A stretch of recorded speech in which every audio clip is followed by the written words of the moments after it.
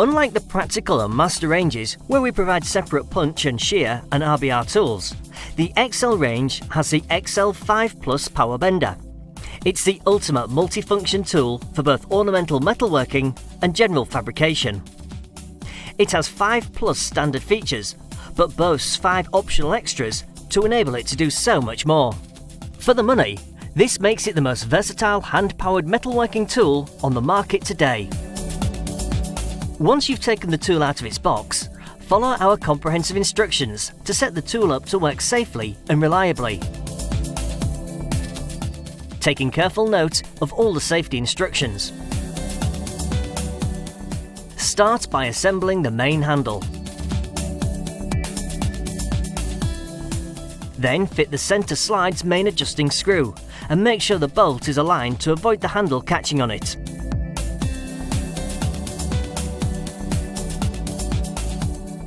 Next, make sure the teeth on the power transmission are properly lubricated. To do this, the guards must be removed first, but always ensure this is done by a competent person and the tool is not operated without the guards in place. The XL5 Plus can be bench mounted. However, the bench should be very sturdy and, where possible, bolted down to the floor. To overcome this, you can use our optional extra mounting pedestal, which is designed as an ideal workstation for this tool. The tool has a flip-flop base to allow it to be locked in both vertical and horizontal positions, depending on which function is required. It is also supplied with a special measuring bar to provide accurate cutting and punching. So if you're going to mount the tool to a bench, we would strongly suggest fitting the measuring bar as shown here to take full advantage of this feature. The dual punch block provided allows you to punch either 5mm or 6mm holes in flat bars. The block is stamped with the corresponding sizes to identify which way up it needs to be fitted, together with its matching punch pin.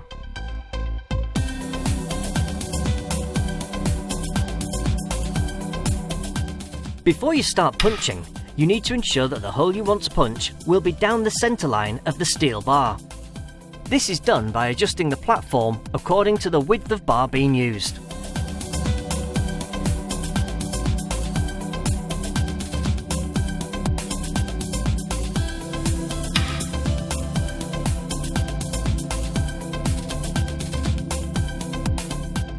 Punching is so much quicker than using a drill and more practical, particularly when the hole is on the circumference of a tight curve or scroll. To operate, you simply pull firmly and smoothly on the handle, and there you have it, a hole punched through solid steel. To protect the pin, always support the weight of the steel bar during punching, and make sure the handle is fully retracted before removing the bar from the punch block. The measuring bar facility has a reference pointer, which allows you to measure the position of a hole from the end of a bar or from the centre of another reference hole. The tape measure carriage has an upright metal edge on which a pointer is located. Simply roll out the tape measure to the required distance. Then either place the reference hole over the pointer or rest the end of the bar against it. Then pull the lever to get your accurately positioned hole.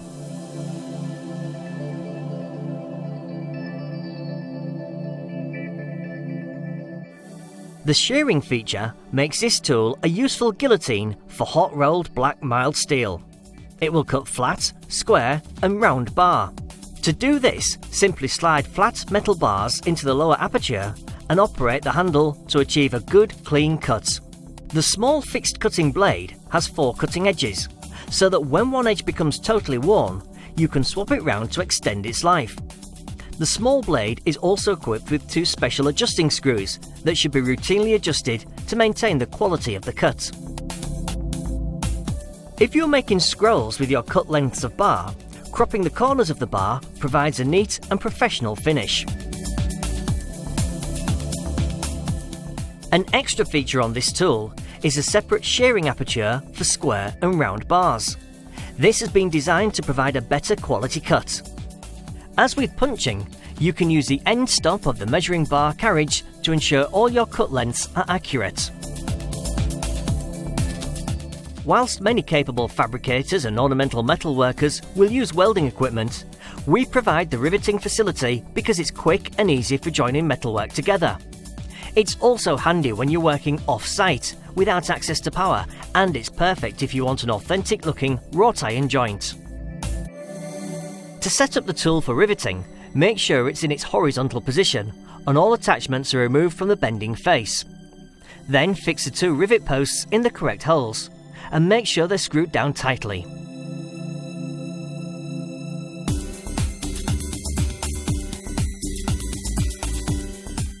If you're using a round-headed rivet, simply place one in the punched holes where 2 or more bars need to be joined together. Then line up the rivet between the 2 rivet posts using the dimple in one of the rivet posts to locate the head of the rivet. This will prevent it from slipping off. Operate the lever to put an initial squeeze on one edge of the rivet. Then repeat this on the other edge with a final squeeze in the centre of the rivet. This swells the rivet out to form a very strong and inseparable joint.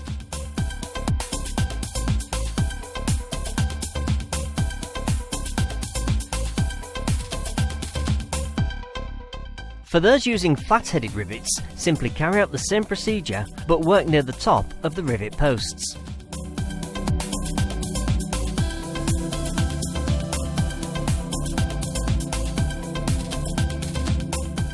The XL5 Plus will roll curves and circles and works with an impressive range of flat and square steel bar thicknesses. To achieve this, there are 3 different side roller positions.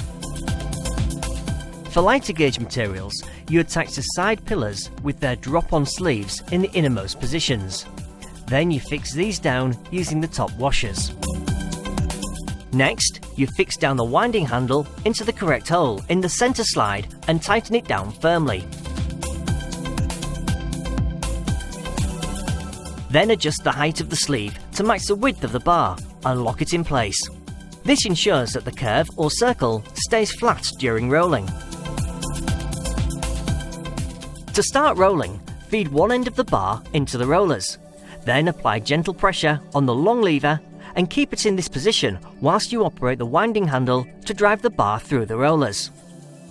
Then you increase the radius by increasing the pressure with the long handle and again maintain the long handle's new position.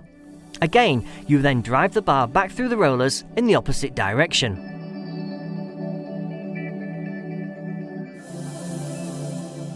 You simply keep repeating this process until you've formed your desired curve or circle.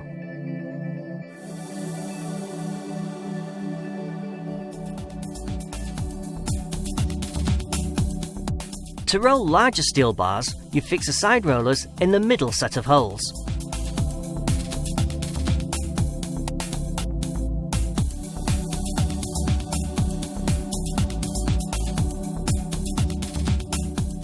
The winding handle sleeve height is then adjusted to suit the width of the bar being rolled.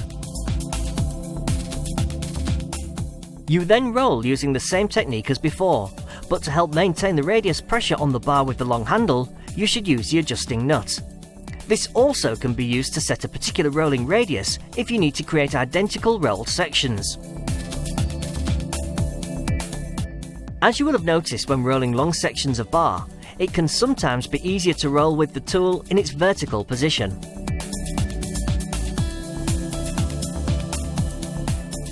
When rolling sizes at or near the maximum working capacity, you need to set the side rollers in the outermost rolling position.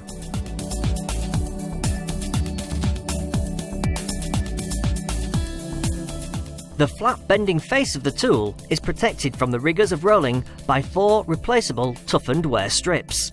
With the winding handle adjusted, you then roll heavy bars using exactly the same technique of setting and maintaining the radius pressure using the adjusting nut. The results are very impressive and allow you tremendous scope for making curved components and ornamental features. As with the rolling function, the bending of a wide range of bar sizes is achieved by using the 3 different bending pillar positions. For smaller bars, fix the 2 side pillars in the innermost position. Then fix the angled bending head into place in the correct hole in the centre slide and tighten all 3 down firmly.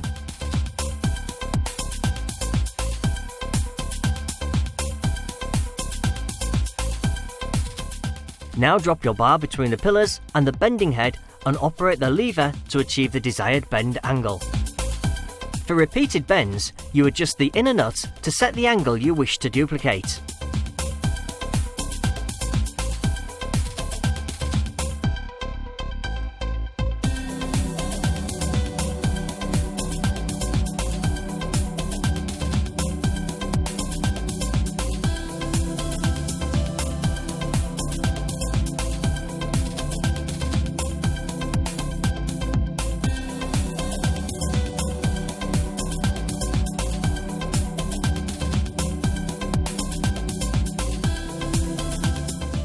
For larger bars, you move the two side pillars to the middle position. Then with the bar in place, simply operate the handle to bend your chosen angle.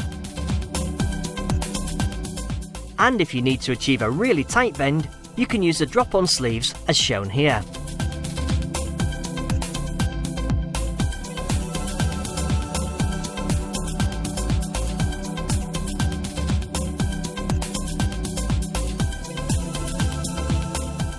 If you want to bend even larger bars, you simply set the side pillars to the outermost bending position. Reasonably tight bends can again be achieved by dropping the sleeves over the side pillars. However, if this is not enough, you can use offcuts of bar as packing pieces to make the bend even tighter.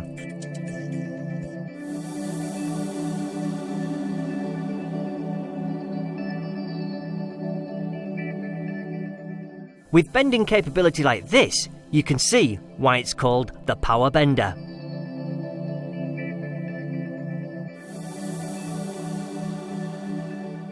Now let's take a look at an addition to the XL5 Plus bending capability. For one-offs and specials, it is really useful for bending even larger sections. It can also handle a wide variety of material profiles. To set the tool up for this, we move the side pillars to the extreme outer positions and use the curved face of the bending head as shown here. To bend flat bar on edge, for example, you place a flat bar in between the side pillars and bending head and operate the handle using the adjusting nut to set the curvature of the bend. Then slowly feed the bar along incrementally and keep repeating the bend and the bar starts to take shape. Curvature can be increased further by use of the drop-on sleeves.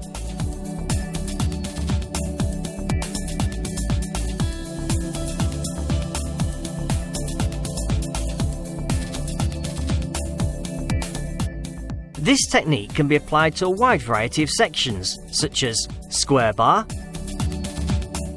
angle, channel, square tube, square bar diagonally, plus many more such as T-section and handrail material. The possibilities are endless for including these shaped profiles and many others in ornamental ironwork, frameworks and countless other applications.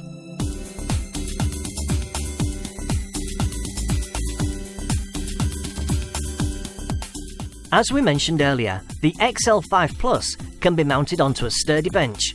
However, for best results, we would recommend using our optional extra mounting pedestal, as it's the ideal workstation from which to use this tool.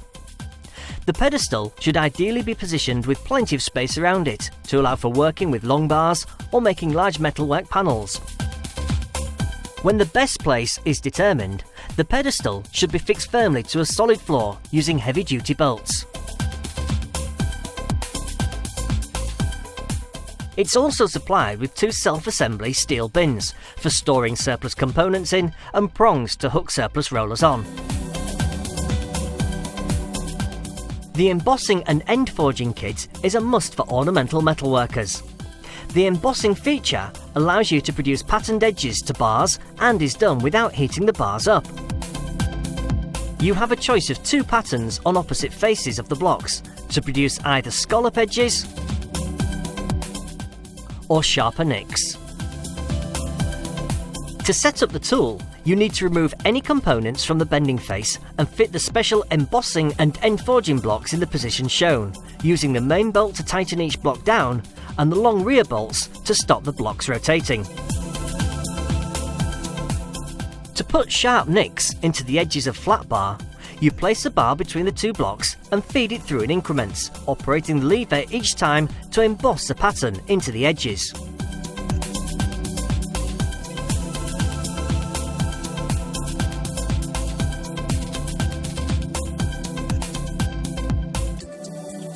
Another great looking effect is to put nicks into the corners of square bars. In order to do this, special guide rails are provided in the kit to help hold the bar whilst embossing. These are fitted and aligned as shown here. With the guide rails set up, you locate your square bar and feed it through incrementally, as required. Here, we're embossing pairs of nicks on alternate corners.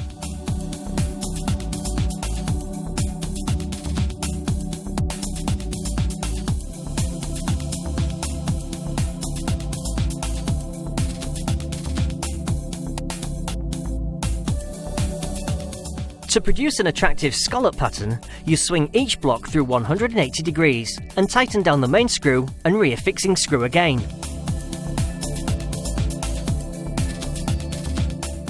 Again, you feed the bar through in stages to create your own preferred pattern.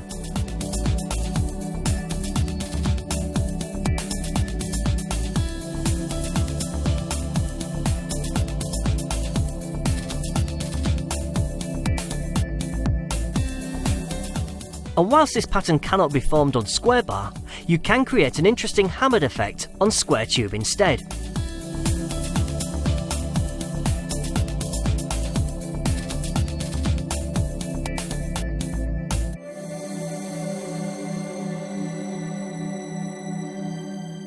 The end forging element of the kit allows decorative crimp ends to be forged on the ends of bars.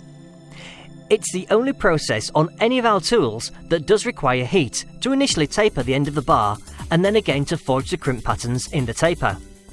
The result is really stylish fish-tailed ends that look great in any wrought iron projects. The setup for forging is similar to embossing. Depending on the width of the bar being forged, you select either the large or small fishtail patterned and fix the blocks in position accordingly. When fixing the blocks down with the central bolt, you leave the rear fixing bolt out to allow the blocks to rotate slightly during forging. Next, you fix the guide rails onto the tool and carefully adjust the height so that the tapered bar aligns with the crimp pattern on the blocks. Our instructions give details of the required taper you need on the bar for best results. This is achieved by heating the end of the bar and hammering it on an anvil, before leaving it to cool gradually. With the heat source as close to the tool as possible, heat the tapered end of the bar until it is white hot.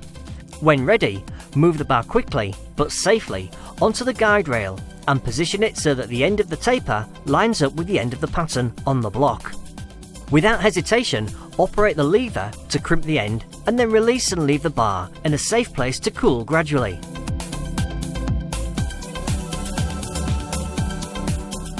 For larger bars, the wider taper pattern is of course selected.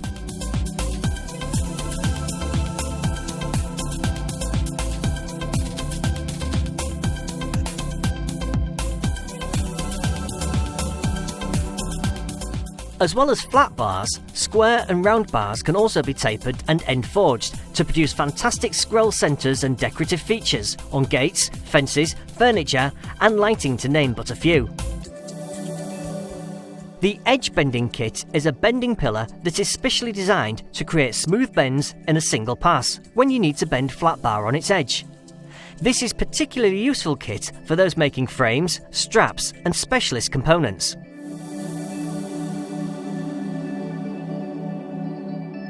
The pillar has a large and small recess machined at opposite ends. The smaller recess is for thinner bars and the larger for thicker bars.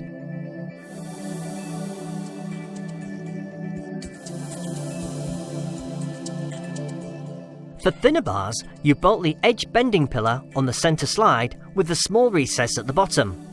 Then fix the pillars in the middle bending position and make sure everything is tightened down firmly.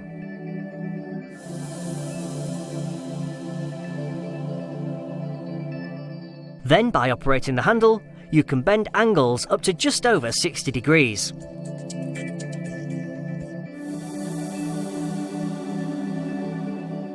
By swapping the pillar over so that the large recess is on the bottom, you can bend thicker bars, but you will need to move the side pillars into the outer positions.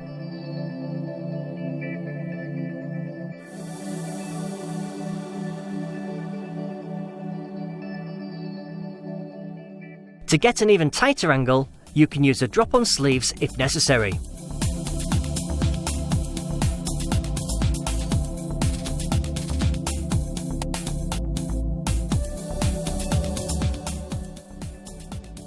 This option pack gives you the ability to roll round bar and tube into curves, arches and circles. Again, this is great for those ornamental metalworkers making items such as furniture or lighting. However, it is equally useful for producing a wide variety of components in general fabrication work. The kit is made up of a special winding handle and 5 sets of specially grooved rollers for different tube or rod diameters. Each set comprises a drive roller which is fitted to the centre slide with a winding handle plus 2 slave rollers which are bolted to the bed of the tool using a special sleeve. They're fixed in the middle position for smaller diameters or the outer position for larger sizes. Ensure all rollers and sleeves are well lubricated before use, but make sure the grooves on the rollers are kept clean of any grease, dirt or oil. Tube or rod rolling is then carried out in exactly the same way as conventional rolling. You feed one end of the tube into the rollers, apply a little pressure with the long handle, and then maintain that pressure by using the adjusting nut. You then drive the tube through the rollers by using the winding handle, remembering to support the roll tube to prevent it from drooping.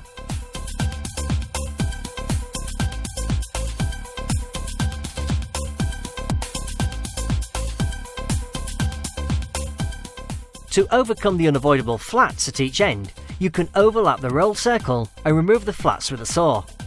By welding the ends together, you then form perfect rings. When rolling larger diameters, use the outer side roller location and use the tool in its upright position to avoid the need to support its weight. Last but not least is our micro bending option pack, which has been designed for those wishing to bend angles that are so close together they cannot be bent using our single pass bending function. Examples of where you might require this is in making hooks or pegs or things like decorative collars, which are often a very stylish feature of ornamental metalwork. These collars tend to be used to mask welded joints and are often made from what is known as collar bar, which come in a range of sizes and profiles. This kit is designed to work with the 2 most popular profiles, as well as flat bar. It comprises a number of spacer plates which are bolted onto the bending face of the tool. They're assembled in order according to the type of profile being used.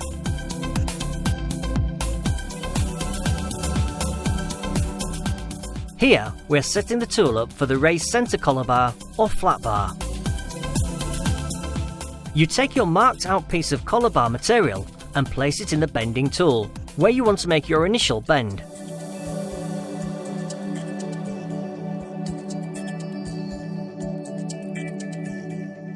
And then operate the long handle. Then simply line up where you need to make the next bend and pull the handle again. You have now created a strap which can be finished off by hammering the open side over to make a classy looking collar. With a slight variation to the arrangement of the micro bending components, as shown here, you can also bend twin edge profile collar bar.